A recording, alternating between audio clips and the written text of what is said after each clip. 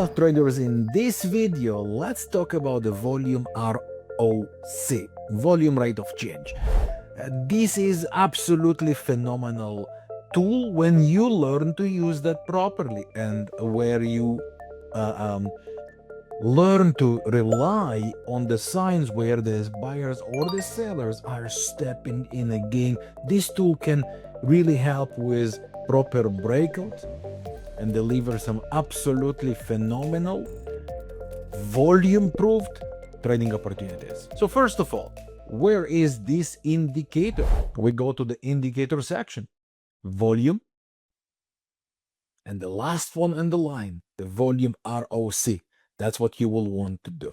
This indicator is comparing the current volume with the volume compared to the X bars, in that case 14 bars by default.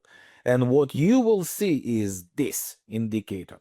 By the way, inside the settings, you would be able to predefine the lines, the style, the thickness, as well as choose the visibility, what time frames and charts you want to see that. I personally also love to add the level of 0 on top, simply because a positive increasing rate over a 0 indicates bigger participants, bigger volume stepping in the market, while decreasing volume below the 0 usually means it's better to stay away and get ready when it is back to the 0.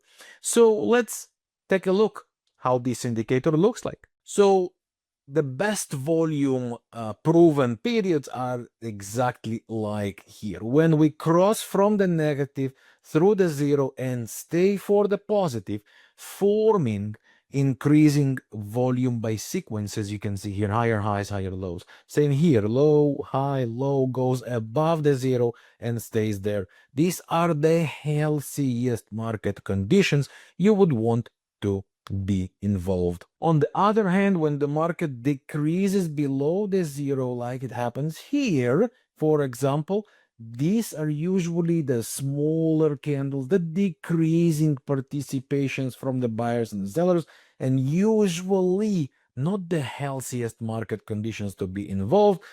Trickiest one, and many times indication that something could flip, either a break to return to the trend or trend flip. With that, let's see how the breakouts actually happen. So you got, in that case, sequence of lower highs, lower lows. Then we start to see the market making higher highs, higher lows, going in a little range here, some phase of accumulation. And look what happens here with the breakout. The volume go above the 0, the volume ROC, of course, goes above the 0, holds above the 0, indication that the buyers are very likely stepping in the game.